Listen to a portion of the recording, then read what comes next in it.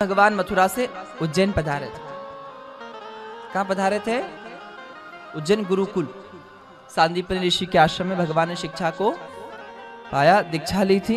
पुनः भगवान जब महाराज यहाँ पधारे थे, यहाँ इनकी एक मैत्री हुई थी सुदामा जी महाराज से। बोले सुदामा जी महाराज की यहाँ भी क्रम सिखाया जाता है कि महाराज अपने को जो मिला है, अगर किसी का हक है तो उसे देना चाहिए, हमें उसको खाना। किसी का हक मत खाओ। अगर आप किसी का अधिकार चुरा लेते हैं तो फिर आपको उसको महाराज देना पड़ेगा। तो संत बड़ा सुंदर कहते हैं, भगवान पुनः मथुरा पधारे। कंस की 2 पत्नी थी, अस्ति और प्राप्ति। शिकायत की पिताजी से जाकर। पिता कौन था? जोर से बोलो, कल थे ना कथा में। जरासंध। जरासंध ने आक्रमण किया मथुरा पर। भगवान ने जरासंध को पराजित कर दिया। 1 बार, 2 बार, 17 बार। जरासंध को हराना ही है कि कुछ भी हो, कृष्ण को पराजित करना है। कृष्ण की कमजोरी क्या है पता करो। क्यों जलगांव वालों, क्या कमजोरी है कृष्ण की? ये जरासंध सोच रहा है मन में। कृष्ण की कोई तो कमजोरी होगी। कृष्ण का अवतार क्यों हुआ है? विप्र धेनु सुर संत हित। ब्राह्मण, वैष्णवजन, साधुजन, भक्तजन, गोमाता और धर्म की स्थापना करने के लिए भगवान का अवतार हुआ है। इनकी रक्षा करने के लिए अवतार हुआ है ना।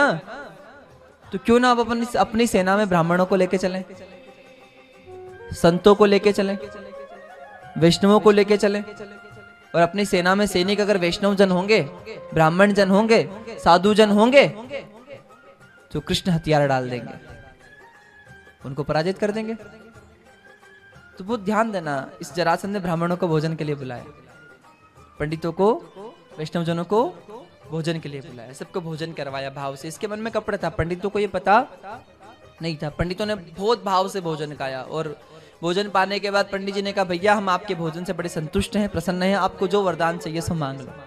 ब्राह्मण के पेट में आशीर्वाद। समझ में नहीं आएगा आपको, पर ठीक है, कहो राधे राधे। जैसे कहते हैं ना, नमस्कार प्रियो भानु जलधारा प्रियो शिवा, ब्राह्मण मोदक प्रिय है महाराज। नमस्कार प्रियो भानु जलधारा प्रियो शिवा, अलंकार प्रियो कृष्णा, ब्राह्मण मोदक प्रिय।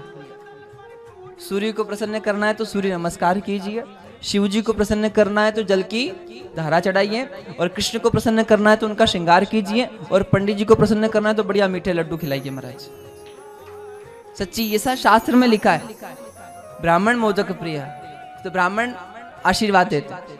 तो पंडित जी लोगों को बुलाया जरासंध ने और भोजन करवाया। पंडित जी लोगों ने कहा, भैया आपके यहाँ भोजन करके हम संतुष्ट हैं, आशीर्वाद मांगो। बोले पहले वचन दो, आप हम जो मांगेंगे आपको देना पड़ेगा। ब्राह्मणों ने कहा, हाँ भैया हमने आपसे कहा है, हमने जो कहा है जो कह दिया। ब्रह्म वाक्य जनार्दनम, हमारी वाणी भगवान की वाणी, आप कहिए।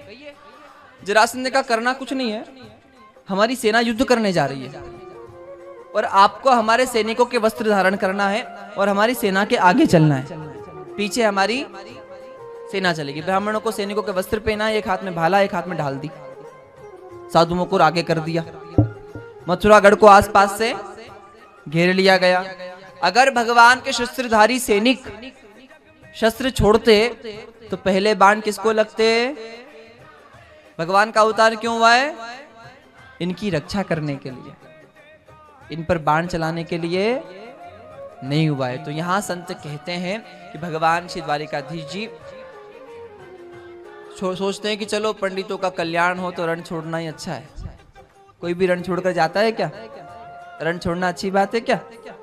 पर भगवान ने संतों की रक्षा के लिए, ब्राह्मणों की रक्षा के लिए रण छोड़ना भी स्वीकार किया। और 18वीं बार जरासंध आया तब भगवान रण छोड़ राय हुए। बोलो रण छोड़ राय भगवान की, भक्त और भगवान की। कई सारे लोग ऐसे ऐसे देखे, महाराज वृंदावन जाएंगे तो लड्डू गोपाल जी ले आएंगे, फिर वहाँ नेपाल जाएंगे तो शालिग्राम ले आएंगे, फिर वहाँ जाएंगे उज्जैन तो महाराज नरोदेश्वर ले आएंगे, फिर दिवाली आएगी तो लक्ष्मी जी बनवा लेंगे, फिर गणेश जी बनवा लेंगे, फिर वो सरस्वती जी बिठा लेंगे, फिर जल का लोटा और उसमें गणेश, अलग अलग प्रकार के गणेश रखें। जरा सा बनाते हैं। कितना मंदिर कितना बड़ा होता है घर में, छोटा सा गुरुकुला बना के रखते हैं लोग, और उसमें ही सारे भगवान। लड्डू गोपाल, न कहीं नर्मदेश्वर, न कहीं पारदेश्वर, तो कहीं महाराज शालिग्राम, न कहीं महाराज वो लक्ष्मी जी, न कहीं सरस्वती जी, न वही पार्वती जी, न अष्टभुजा दुर्गा भी उसमें फोटो लगा रखे हैं। गणेश जी कहते हैं कभी कभी लक्ष्मी जी थोड़ी खिसक जाओ, है हमारे जगह कम हो रही। पार्वती जी कह रही यही जगह है बेटो। और उसमें प्रसाद की कटोरी रखते हैं, उसमें जल का लोटा, उसमें वो गरुड़ घंटी शंख भी वहीं। भगवान कितना एडजस्ट करते हैं। एक दिन देवी जी गई, जल्दी जल्दी में स्नान कराया और जल का लोटा रुड़क गया। और जैसे ही रुड़क गया तो गणेश जी कह रहे देवी देख मैं गीला हो रहा हूं। पार्वती जी कह रही वह तो गई, अब कल आएगी। ऐसी पूजा ना करें, पूजा प्रेम से करें। अपने पूजा घर में अपने इष्ट का स्थान दीजिए। पूजा घर में मूर्ति पोली नहीं होना चाहिए। क्या पोला नहीं होना चाहिए? मूर्ति खाली नहीं होना चाहिए, मूर्ति भरी भी होना चाहिए। और अगर आपके घर में खाली है तो उसको विसर्जन मत कर देना। उसमें आप लाख भर सकते हो, क्या? या मिट्टी, या फिर गीली मिट्टी उसमें भरें, वो खाली नहीं होना। और जो है उनकी पूजा करो। नहीं उनके यहाँ भी ऐसे तो हमारे यहाँ देखम देख मत करो, मन से करो। बोलो भक्त और भगवान की। अगले दिन भगवान ने कुलियापिड़ नामक हाथी का वध किया और तत्पश्चात महाराज वहां सभा में गए जहाँ कंस था। भगवान श्री हरि जब सभा में जाते, कंस ने भगवान को देखा और ऐसे देखा जैसे उसका काल आया। चारणुर मुष्टिक का भगवान ने वध किया बलराम कृष्ण ने। तत्पश्चात श्री बलराम जी कंस की सारी सेना को रोक लेते हैं। भगवान श्री कृष्ण सिंहासन पर चढ़ जाते हैं। कंस को उठाया। आदरणीय मैं निवेदन करूं आदरणीय बाबूजी श्री नितिन जी बिरला जी से कि आप यहाँ आए और एक नारियल चढ़ाएं कंस के वध पर। भगवान श्री कृष्ण कंस के सिंहासन के समीप गए और सिंहासन के समीप में जाकर महाराज कंस के केश खींचे, नीचे पटक दिया, दोनों भुजाओं से उठाया, घुमाया और रण में फेंका।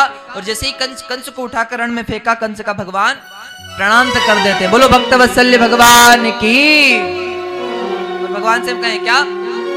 तारा है सारा जमाना, श्याम हमको भी तारो। तारा है सारा जमाना, श्याम हमको भी तारो। हमको भी तारो श्याम हमको भी तारो।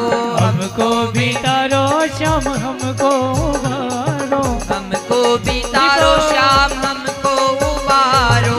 हमको भी तारो श्याम हमको उबारो। तारा है सारा जमाना, श्याम हमको भी तारो। तारा है सारा जमाना, श्याम हमको भी तारो।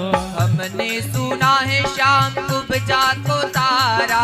हमने सुना है श्याम कुब्जा को तारा।